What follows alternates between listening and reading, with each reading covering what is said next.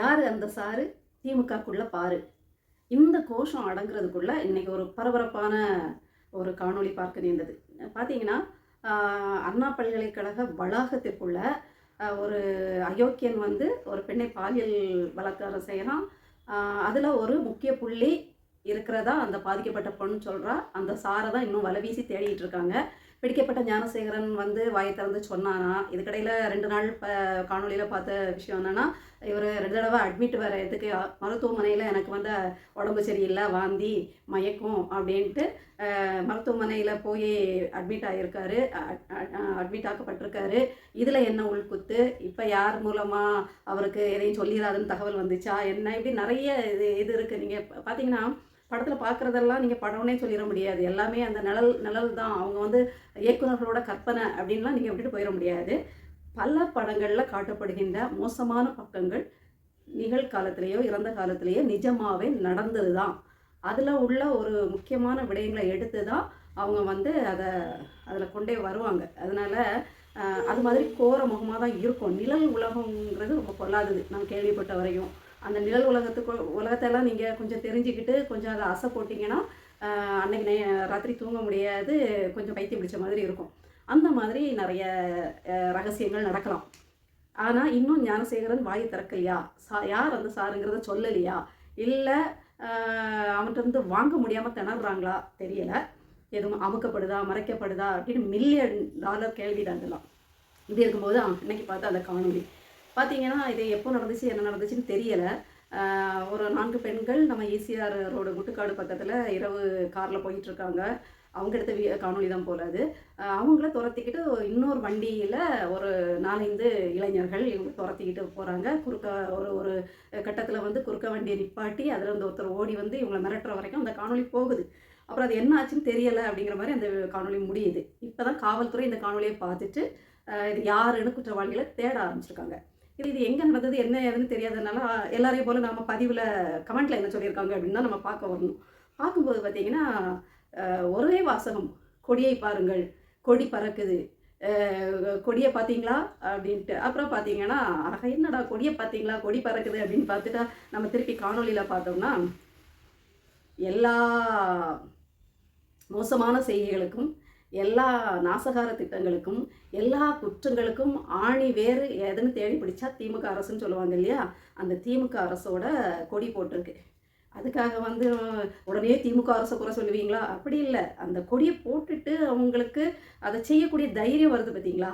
அந்த ஆளும் வர்க்கம், அது அதிமுகவாக இருக்கட்டும், பாஜகவாக இருக்கட்டும், திமுகவாக இருக்கட்டும், தாங்கள் ஆளும்போது ஒரு ஆட்டம் ஆடுவாங்க பாருங்கள், அதை சார்ந்தவர்கள். அது ரொம்ப மோசம். இன்றைக்கி விஞ்ஞானம் வளர்ந்துருக்கு, தொழில்நுட்பம் வளர்ந்துருக்கு. என்ன இருந்தாலும் கேமராலாம் மாட்டுவோம். எந்த பதப்பதப்பும் இல்லாமல் அந்த கொடி தெரிஞ்சாலும் பரவாயில்ல, நம்மளோட இச்சையும் வக்கரமும் இந்த பெண்களை அடக்கி ஆளணுங்கிற அந்த பெண்களை எப்படியாவது ருசி பார்த்துணுங்கிற வெறி தான் உங்களுக்கு இருக்குதுன்னா கண்டிப்பாக இதெல்லாம் சுய நினைவில் பண்ணுறதில்ல. பக்கா போதை. அதிலே சொல்கிறாங்க குடிச்சிருப்பானுங்க போல இருக்குது அப்படின்லாம் சொல்கிறாங்க. அப்போ ஃபுல் போதையில் நாம் எந்த ஒரு கட்சியோட கொடியை வச்சுருக்கோம் அப்படிங்கிற ஒரு நினப்பு கூட இல்லாமல் நான் என்ன சொல்கிறது, நாமளும் நாரி கட்சியையும் காற்றுல பறக்க விடுவேங்கிற எண்ணம் இல்லாத அளவுக்கு ஒரு மோசமான வக்ர செயல்களில் ஈடுபடுறாங்கன்னா, ஐயா ஸ்டாலின் அவர்களே, நீங்கள் தந்தையாக கேட்பீர்கள் அல்லவா, போதையின் பாதையில் செல்லாதீர்கள். அதுதான் காரணம். போதையின் பாதைக்கு செல்லக்கூடாதுன்னா நீங்கள் டாஸ்மாக்கு போகிற வழிகளை அடைக்கணும், அந்த பாதையை மூடணும். டாஸ்மாக் கடை திறந்து வச்சுருக்கீங்க இல்லையா, அந்த கடையை மூடி அதுக்கு போகிற பாதையை நீங்கள் மூடிட்டீங்கன்னு வச்சுக்கோங்களேன், ஓரளவுக்கு குற்றங்கள் குறையும். அப்போ குடிக்க மாட்டாங்களா அப்படின்னு கேட்டிங்கன்னா உங்கள் தலை தப்பிடும். அரசு, தந்தை, தாய், பெற்றோரே இப்படி செய்யலாமா, தாயே இப்படி செய்யலாமா, தந்தையே இப்படி செய்யலாமாங்கிற ஒரு தீரா பழி இருக்குது பார்த்தீங்களா? அது அந்த அரசுக்கு, உங்கள் அரசுக்கு வராது. முதல்ல நீங்கள் உங்களுடைய சகாக்கள் செய்கிற சாராய ஆலையில மூடுங்க. மூடிட்டு மனசாட்சிப்படி மூடுங்க. மூடிட்டு டாஸ்மாக் கடையிலையும் மூடுங்க. நீங்கள் செய்யக்கூடாது, அரசு செய்யக்கூடாது. அதுதான் ஒரு மோசமான ஈனத்தனமான செயல்களை அரசு செய்யக்கூடாதுங்கிறது தான். அதுக்கப்புறம் நீங்கள் மூடுனதுக்கப்புறம் அவன் கொழுப்பெடுத்து போய் எங்கேயோ போய் குடிக்கிறான். பாண்டிச்சேரியில், ஆமாம், கன்னியாகுமரியில் இருக்கிறவன் கண்டிப்பாக டெய்லி பாண்டிச்சேரியிலேருந்து வந்து வாங்கி குடிச்சிட்டு தான் போவான். அவனுக்கு அதான் வேலை. அது வந்து பாண்டிச்சேரியில் போய் அவன் வாங்கி குடிச்சிட்டான்னா குடிச்சிட்டு சாவட்டும், உங்களை யாரும் கை காட்ட போகிறதில்ல. அதுதான். அதனால் தீய செயல்களை அரசே ஊக்குவிக்கக்கூடாது, அரசே அதை செய்யக்கூடாது அப்படிங்கிறது தான். ஆனால் அதை நீங்கள் செய்ய மாட்டீங்க. ஏன்னா உங்களுக்கு வருஷா வருஷம் மனுஷங்களை குடிகாரனாக்கி, உங்கள் தங்கை சொன்ன மாதிரி இளம் விதவைகளை அதிகமாக்கி, அதில் வந்து ஆனந்தம் அடைகிறது, அதில் வந்து கோடிகள் முந்திச்சு, போன வருஷத்தை விட இந்த வருஷம் முந்திச்சு அப்படிங்கிறதுல உங்களுக்கு ஒரு தனி ஆனந்தம். அந்த வருமானம் உங்களுக்கு ஒரு உல்லாச வாழ்க்கைகள் எல்லாம் கொடுக்குது. ஈடியும் வந்துட்டு தான் போகுது. ஆனால் ஈடி இது வரைக்கும் பத்திரிகையாளர் மணி அவர்கள் கேட்ட மாதிரி தான், ஈடி வந்து என்ன கிழிச்சிச்சின்னு தெரியலைன்னு. அதிமுக ஆட்சியிலையும் ஈடி வந்தது, திமுக ஆட்சியிலையும் ஈடி வந்தது. ஆனால் இது வரைக்கும் ஈடி யாரையாவது கைது பண்ணி தண்டனை வாங்கி கொடுத்துருக்கு அப்படின்னு நீங்கள் ஏதாவது ஒரு ப்ரூஃப் இருந்துன்னா காட்டுங்க. நானும் அந்த ஈடியோட எக்ஸ்தலை அதாவது அஃபிஷியலில் போய் பார்த்துருக்கேன். இவங்க என்ன தான் பண்ணியிருக்காங்க பார்ப்போன்னு போய் பார்த்தா, கைது பண்ணியிருக்காங்க, தண்டனை வாங்கி கொடுத்துருக்காங்க. யாருக்குன்னா எந்த அரசியல் பின்புறமும் இல்லாமல் இவங்க இது கேட்டும் கொடுக்காத கார்ப்பரேட்டு அப்படின்னு இவங்களுக்கு கைக்கு அடங்காமல் சிலர் தப்பு பண்ணியிருப்பாங்க இல்லையா. இவங்களுக்கு டீல் ஒத்து வந்திருக்காது இல்லையா. அப்புறம் சும்மா ஒரு பேருக்கு கண் துடைப்புக்கு ரொம்ப நியாயமாக செயல்பட்ட மாதிரி காட்டுறதுக்கு கொஞ்சம் சின்ன சின்ன வரி ஏய்ப்பு ஆட்களெல்லாம் கொஞ்சம் தண்டனை வாங்கி கொடுத்துருக்காங்க. அதில் எந்த அமைச்சரும் இல்லை, எந்த எம்எல்ஏவும் இல்லை, எந்த முதலமைச்சரோ யாரும் எம்பிக்களோ யாரும் அதில் இல்லை. அங்கே எதுக்கு வர்றது, இந்த டெல்லி எசமான் கொஞ்சம் பூச்சாட்டி காட்டுவார். அவருக்கு வந்து டைரெக்டாக, அதாவது நேரடியாக திமுக கிட்டேயோ அதிமுக கிட்டேயோ பங்கு கேட்குறதுல கொஞ்சம் கூச்சமாக இருக்கும். எங்களுக்கு இந்த மாதம் கப்பம் வரலையே அப்படின்னு கேட்குறது கொஞ்சம் கஷ்டமாக இருக்கும். அப்போ அவங்க என்ன செய்வாங்கன்னா, அப்பப்போ அவங்களுக்கு தேவைப்படும் போது ஈடிங்கிற அந்த வசூலாளர், பணம் வசூலிக்கிற ஆட்களை அதிகாரத்துக்கு உட்படுத்தி, அதாவது லீகலாக லீகலாக அனுப்பி அங்கே இருக்கிறதெல்லாம் கொஞ்சம் தோண்டி இத்தனை கோடி அத்தனை கோடின்னு சொன்ன உடனே இவங்க ஆட்டோமேட்டிக்காக உடனே நீங்கள் எல்லாம் அமைச்சர் அது சம்மந்தப்பட்ட ஆட்கள்லாம் டெல்லி பறக்கிறத பார்த்துருப்பீங்க. பறப்பாங்க, இவங்களே போய் நாங்கள் இவ்வளோ தரோம்பாங்க. அதெல்லாம் அதுக்கப்புறம் அந்த ஈடியோட இது முடிஞ்சிடும். எனக்கு தெரிஞ்சு ஈடி எப்போ உள்ளே வரும்னா, ஒரு 75-80% மேலேயே ஆதாரங்களை திரட்டிக்கிட்டு தான் அந்த ஈடிங்கிறது உள்ளே வரும், கைது நடவடிக்கைக்கே போகும். நீங்கள் வந்து காவல்துறை வந்து விசாரித்து ஆவணங்கள் தேடணும்னு வைங்களேன். ஆனால் ஈடியை பொறுத்த வரைக்கும் அப்படி கிடையாது. முன்கூட்டியே எல்லா ஆவணங்களையும் தகவல்களையும் சேகரித்து கண்டிப்பாக இங்கே வந்து தப்பு பண்ணியிருக்காங்க, ஊழல் நடந்திருக்கு அப்படின்னு ஊர்ஜிதமாக தெரிஞ்ச பிறகு தான் ஆள் மேலேயே கை வைப்பாங்க. அப்படி பார்த்தா செந்தில் பாலாஜி கைதுக்கு முன்னாடியே எல்லா தரவுகளும் அவங்கள்ட்ட கிடச்சிருக்கும். ஆனாலும் செந்தில் பாலாஜிக்கு அவங்களால தண்டனை வாங்கி கொடுக்க முடியலை. 1 வருஷம் 1.5 வருஷம் இருந்து கூட தண்டனை வாங்கி கொடுக்க முடியலை, கொடுக்கல. அதுதான். அதனால் ஈடி வந்து டெல்லி எஜமானின் வசூல் ராஜா அப்படின்னு நம்ம வச்சுக்கலாம். அதனால் 10,000 கோடி மணல் கொள்ளையாகட்டும், 1000 கோடி தண்டை செலுத்துகிற அளவுக்கு சுருட்டி வச்சாலும் அதை வந்து டெல்லி எஜமானுக்கு லாபமான ஒரு விஷயம் தான். உட்கார்ந்த இடத்துல சம்பாதிச்சிருவாங்க. இவங்க கொஞ்சம் கஷ்டப்பட்டு சம்பாதிக்கணும், நிறைய திட்டம் போட்டு அதை எஸ்கேப் ஆகிற ஆதாரம் இல்லாமல் எப்படி பண்ணுறது, என்ன ஏது, அந்த பண பரிமாற்றங்கள்லாம் ரொம்ப கையில் சிக்காமல், அதாவது சட்டத்துக்கு முன்னாடி நிற்காத அளவுக்கு பயங்கர புத்திசாலித்தனத்தோட சாணக்கியத்தனத்தோடு செய்யணும். அப்படி கஷ்டப்பட்டு ராத்திரி பகல் யோசித்து ரூட்டு பிடிச்சி உட்காந்து மூளை கசக்கி பிழிஞ்சி கஷ்டப்பட்டு சம்பாதிக்கிறத டெல்லி எசமான் உட்காந்த இடத்துல இருந்தே சம்பாதிக்கிறது. இவங்ககிட்ட வந்து பிடிக்கிட்டு போகிற ஒரு பழமொழி மாதிரி தான், பிச்சை எடுக்குமா பெருமாள் பிடுங்கி தின்னுமா அனுமாருங்கிற மாதிரி இவங்க வந்து கஷ்டப்பட்டு சுருட்டுற காசில் அவங்க நோகாமல் பிடுங்கி தின்றுவாங்க. அது இன்னைக்கு காலையில் என்னுடைய தங்கச்சி சித்தி மகள் வந்து திடீர்னு ஒரு 10 மணிக்கு 10:30 ஃபோன் பண்ணான், அக்கா ஒரு வீடியோ அனுப்பியிருக்கேன் பாரு அப்படின்ட்டு. சரி இப்படி லைட்டாக அதை பற்றி சொன்னால் சொல்லிட்டு வீடியோ உடனே பாரு எனக்கு அப்படின்னா, வீடியோ பார்த்தா என்னென்னா, ஒரு ஆரம்ப சுகாதார நிலையம், அதாவது இடத்தை சொல்லிடுறேன், பாலவாக்கம், சென்னையில் உள்ள ஈசிஆரில் உள்ள பாலவாக்கத்தில் உள்ள ஆரம்ப சுகாதார நிலையத்துக்கு தன்னுடைய 2 குழந்தைகளுக்கு ஊசி போடுறதுக்கு கொண்டு போயிருக்கா. அந்த தடுப்பூசி போடுவாங்க இல்லையா, அதுக்கு போயிருக்கும்போது அங்கே அவள் 8:30க்கே போயிட்டா. அவள் வந்து ஒரு தனியார் பள்ளியில் ஆசிரியராக வேலை பார்க்குறான். பெர்மிஷனில் தான் வந்திருப்பான். பெர்மிஷனில் வந்து, ஏன்னா அந்த டேட் முடிஞ்சிடக்கூடாது, அதுக்குள்ளே போடணும் இல்லையா, அதனால் அடிச்சு பிடிச்சி போயிட்டு ஒரு மணி நேரம் பெர்மிஷனில் ஏதாவது வந்திருப்பான்னு நினைக்கிறேன். அதில் போய் நின்னா 8:30க்கே போய் நின்றுட்டா. அதுக்காகவே அங்கே ஓப்பன் பண்ணாங்களோ இல்லையோ இவள் போய் நின்றுட்டா முதலாளாக. அது திறந்ததுலேருந்து 10:30 வரைக்கும் ஊசி போட கூப்பிடல. என்னென்னு பார்த்தா டாக்டர் எங்கே இருக்காங்கன்னே தெரியாது. பொதுவாக இந்த மாதிரி தடுப்பூசி போடுறதுக்கு முன்னாடி மருத்துவர் வந்து குழந்தையை செக் பண்ணணும். எப்படின்னா, குழந்தைக்கு உடல்நிலை எப்படி இருக்குது இப்போ, ஏன்னா சில தடுப்பூசிகள் வந்து ரொம்ப வந்து உடம்பை பாதிக்கும். அப்போ வந்து அது அவங்களுக்கு கஷ்டத்தை கொடுக்கக்கூடாது, அந்த பிள்ளைங்க வந்து அதை தாங்குற ஒரு பாடி ஹெல்த்தோடு இருக்கணும், இந்த கோல்டு இருக்கக்கூடாது, ஃபீவர் இருக்கக்கூடாதுலாம் இருக்குது. அப்போ அதெல்லாம் செக் பண்ணிட்டு தான் அந்த தடுப்பூசியில் போடுங்கம்மான்னு சொல்லுவாங்க. ஆனால் ஒரு நாள் டாக்டர்னு ஒருத்தர் அங்கே இருந்ததில்லை. இவங்க பார்த்து அதுக்கப்புறம் ஊசி போட்டதும் இல்லை, அங்கே இருக்க நர்ஸுகள் தான் போடுவாங்க. அந்த நர்ஸுகள் வந்ததுலேருந்து உட்காந்து கதை பேசுகிறதும், ஒருத்தர் மாற்றி ஒருத்தர் சாப்பிட்டுக்கிட்டே இருக்கிறதும், சாப்பிட்டு முடித்த பிறகும் கதை பேசிகிட்டு இருக்காங்க. அதை இவன் வீடியோ எடுத்து லாஸ்ட் மினிட்ல தான் இவளுக்கு ஒரு சின்ன ஐடியா வந்திருக்கு, வீடியோ எடுத்தால் அந்த டைம் சாப்பிட்டு முடிச்சு கதை பேசி முடிச்சுட்டு திருப்பி கையை கழுவிட்டு வந்து பேசிகிட்டு இருக்காங்க. வீடியோ எடுக்கிறத பார்த்தா என்ன வீடியோலாம் எடுக்கிறீங்க அப்படின்னு சவுண்ட் வேறு கொடுத்துட்டாங்க. அதோட முடிஞ்சிச்சு. அப்போ பார்த்தீங்கன்னா அதுக்கப்புறம் வீட்டுக்கு 11 மணிக்கோ தான் வந்து திருப்பி என்கிட்ட பேசினான். இப்படியெல்லாம் இருக்குது பாருங்கள். ஒரு ஆரம்ப சுகாதார நிலையத்தில் வேலைக்கு போகிறவங்க ஒரு பெர்மிஷனை போட்டுட்டு போனால் காலையில் அவங்களும் அறக்க பறக்க சமைச்சு டிஃபன் பாக்ஸில் எடுத்துகிட்டு வந்து சாப்பிடுவாங்க தான். அதுதான். ஆனால் என்ன பண்ணணும், ஒரு 2 பேர் 3 பேர் இருக்கீங்கன்னா ஒருத்தர் சாப்பிடணும், ஒருத்தர் பேஷண்ட்ஸை கவனிக்கணும், அந்த சீட்டை போடணும், இல்லை இதுக்கு தயார் பண்ணணும். குறைஞ்சது ஆரம்ப சுகாதார மையத்தில் ஒரு 5 பேராவது இருந்திருக்கணும். அப்போ அந்த 5 பேரில் ஒரு 2 பேர் சாப்பிட்டாங்கன்னா ஒரு 3 பேர் பேஷண்ட்ஸை பார்க்கணும். அதுக்கடுத்து இவங்க முடித்த பிறகு அவங்க போய் சாப்பிட்டு வந்து பார்க்கணும். இதை எதையுமே திமுக அரசு கவனிக்கிறதே கிடையாது. ஏன் கவனிக்கிறது கிடையாதுன்னா, அவங்களுக்கு மக்களை பற்றிய அக்கறையோ சிந்தனையோ துளியோ ரத்தத்துலேயும் கிடையாது, அவங்க வரலாற்றுலேயும் கிடையாது.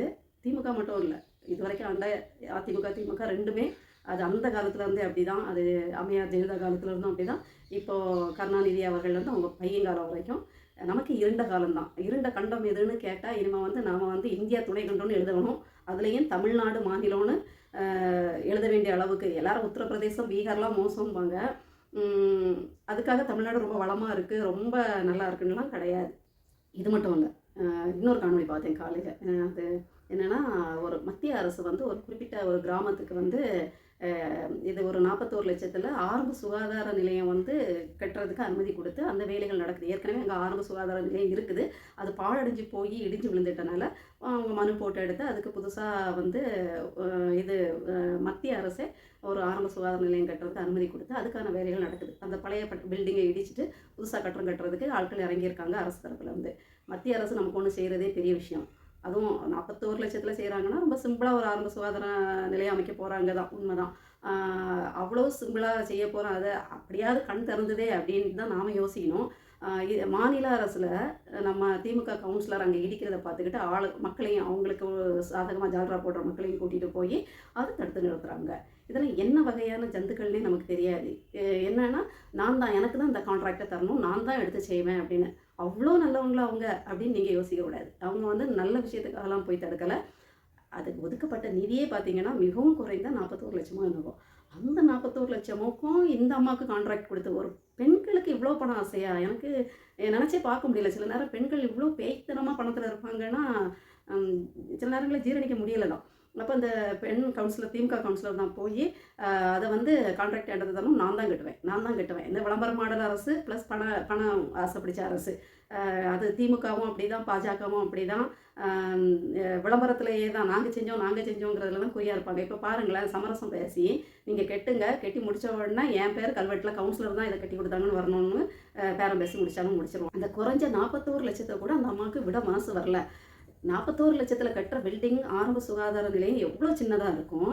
இனி இந்த அம்மாவுக்கு இந்த கான்ட்ராக்ட் போய் இந்த அம்மா அதில் சில பல லட்சங்களை சுருட்டிக்கிட்டு கட்டுற லட்சம் எப்படி இருக்கும்னு நீங்கள் பார்த்துடுங்க. கால் வச்ச உடனே உடையிற பாலம் தான் இவங்க கட்டுற பாலம். கட்டி 3 மாதத்தில் ஆற்று தண்ணியில் அடிச்சுட்டு போகிற பாலம் தான் இவங்க கட்டுற பாலம். பில்டிங்கை ஓப்பன் பண்ணும்போதே பொதுக்கடியர்னு விழுற மாதிரி கட்டுறது தான் இவங்களோட டிசைன், இவங்களோட திறமை. இப்படி இருக்கும்போது இனிமேல் இந்த கவுன்சிலர் கைவசம் இந்த கான்ட்ராக்ட் போய் கட்டப்படுற அந்த ஆரம்ப சுகாதார மையத்தோட நிலைமையை நினச்சி பாருங்கள். ஆரம்ப சுகாதார நிலையத்துக்கு பெரும்பாலும் போகிறது ஏழை மக்கள் மட்டும் இல்லை, குழந்தைகளுக்கான தடுப்பூசிகள் அங்கே கிடைக்கும். ஏன்னா தனியாரில் நீங்கள் போனீங்கன்னா 1000 ரூபாய். இப்போ என்னோட பிள்ளைகளுக்கெல்லாம் தனியாரில் போய் போடும்போது 1000க்கு மேலெல்லாம் போயிருக்கு. அந்த மாதிரியெல்லாம் தடுப்பூசி பயங்கர விலை. அப்படி இருக்கும்போது இந்த மக்கள் வந்து அரசோட தடுப்பூசிகளை தான் நம்பி போவாங்க. அப்போ குழந்தைகள் தான் அங்கே நீங்கள் ஆரம்ப சுகாதார மையத்தில் அதிகமாக பார்த்தீங்கன்னா வரிசையாக குழந்தைகளை வச்சு தான் இருப்பாங்க. அந்த குழந்தைகளோட நிலையெல்லாம் பார்த்துக்கிடுங்க. இவங்க கட்டுற பில்டிங்கில் இந்த குழந்தைகளை தூக்கிட்டு போக முடியுமா, போயிட்டு திருப்பி உயிரோட வர முடியுமான்னு தெரியாது. இந்த மாதிரி அக்கப்போர்கள் தான் இங்கே நடந்துகிட்டு இருக்கு. அதிமுக காலத்தில் என்னம்மா குதிச்சாங்க, அப்பா பொள்ளாச்சிக்கு குதிச்சது என்ன, அதுக்கு குதிச்சது என்ன, டாஸ்மாக்கு எதிராக குதிச்சது என்ன, பசக்கித்தனம் நாடகத்தனம்னு பயங்கரமாக வேஷம் போட்டுக்கிட்டு இருந்தாங்க. ஆனால் அவங்களுக்கு நேராக வரும்போது இதை அரசியலாக்கக்கூடாது. அவர் மட்டும்தான் அரசியலாக்குவார். இவர் எதிர்கட்சியாக இருக்கும்போது மட்டும்தான் நாங்கள் அவியலாக பண்ணுவோம், அரசியல் தான் பண்ணுவோம் பாரு. ஆனால் அவர் அரசாட்சிக்கு வந்துட்டாருன்னா நாம் வந்து அவியல் மட்டும்தான் பண்ணணும், அரசியல் பண்ணக்கூடாது. அரசுன்னு ஒன்று சரியாக இருந்தால் எல்லாருக்கும். இன்னொரு காணொலி 2 நாளைக்கு முன்னாடி பார்க்க நேர்ந்தது.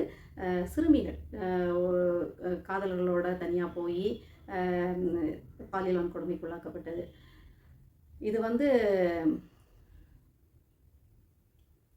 ஒரு பேரண்ட்டாக, ஒரு பெற்றோராக ரொம்ப கஷ்டமாக தான் இருக்குது. ஏன்னா பிள்ளைங்கள் தப்பாக முடிவெடுத்து நம்பி தன்னுடைய ஆண் நண்பர்களை நம்பி தனிமையில் போகிறது எவ்வளோ பெரிய இதுகளில் கொண்டு போய் விடும் அப்படின்னு. இப்போ ஒரு சிலர் வந்து இது அந்த பிள்ளைங்கள் ஆசைப்பட்டு போனது தானே, அதுகளும் குற்றம் அப்படின்னு சொல்லலாம்.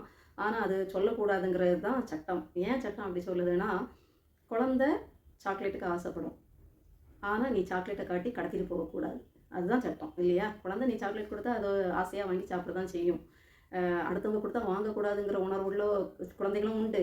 கொடுத்த உடனே வாங்கி சாப்பிட்ற பிள்ளைங்களும் உண்டு. அப்போ அது உள்ளுக்குள்ளே சாக்லேட் ஆசை அதுக்கு இருக்குது. அதனால அது வந்து கிடைக்கும்போது என்ன செய்யுதுன்னா சாப்பிட்றது, ஏமாந்துடுது. அது மாதிரி தான் வாலிப வயசு ஒரு 13 வயசுக்கு மேலே அவங்க பார்க்குற படங்கள், அவங்க பார்க்குற செய்திகள்.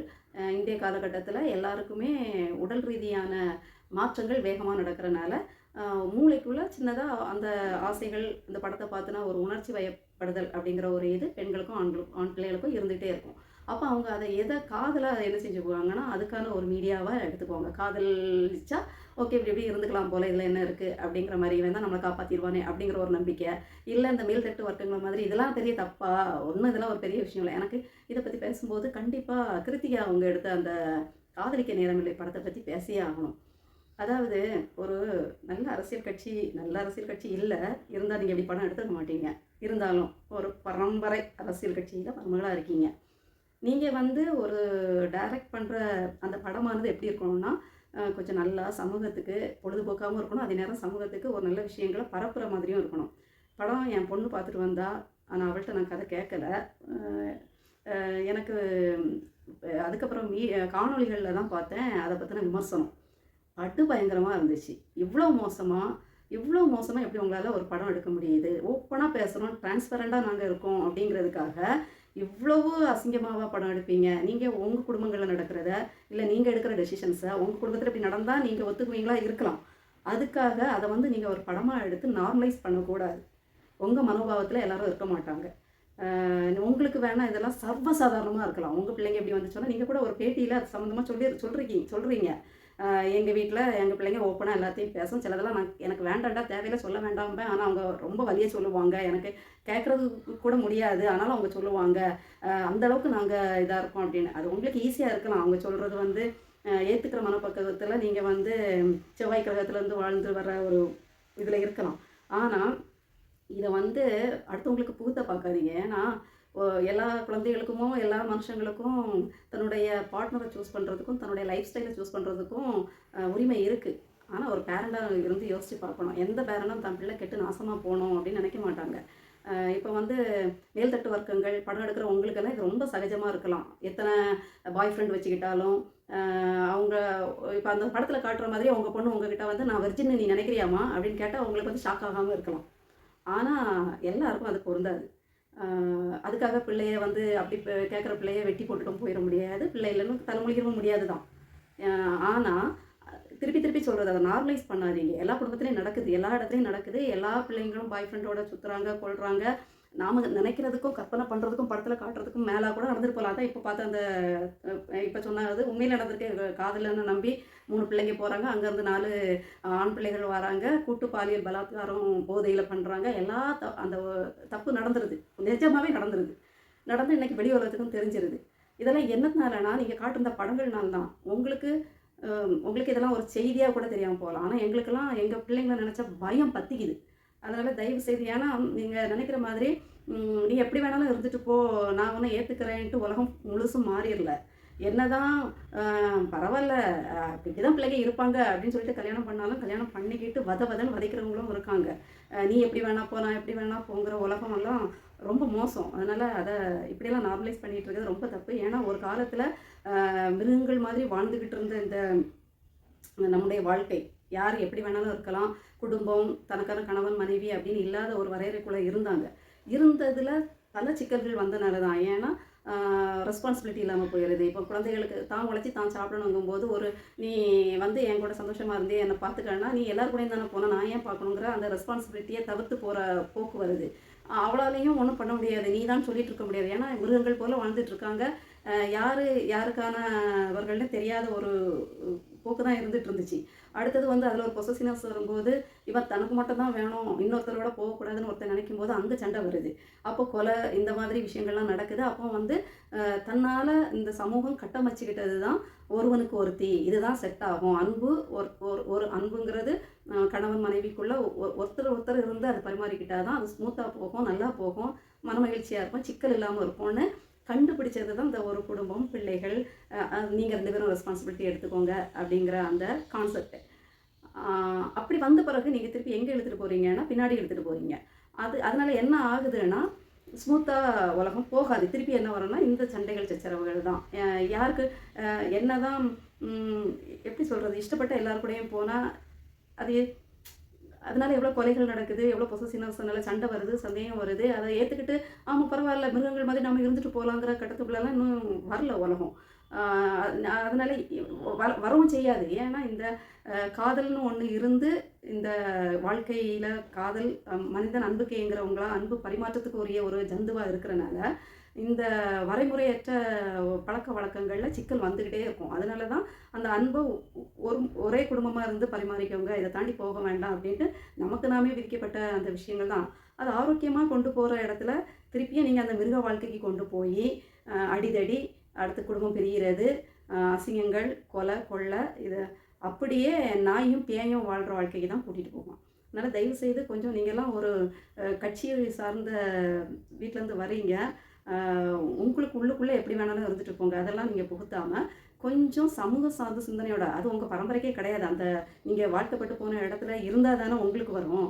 அந்த ரத்தத்திலே கிடையாது சமூக அக்கறை, மக்கள் அக்கறை, அந்த ஆரோக்கியமான வாழ்க்கை, இது பற்றின எந்த சிந்தனையும் அந்த பிளட்லேயே கிடையாது. அப்போ இல்லாத ஒன்று உங்கள்கிட்ட தேடுறது தப்பு தான். இருந்தாலும் சொல்லாமலும் இருக்க முடியலை. எங்கள் ஊரில் இதை தான் பார்த்திங்கன்னா சந்தனம் மிஞ்சினா எங்கேயோ தடவுவாங்க அப்படின்னு சொல்லுவாங்க. அது மாதிரி தான் இவங்களுக்கு வந்து கோடி கோடியாக சுருட்டி அந்த பணங்களை வச்சு என்ன செய்யணும்னு தெரியலை.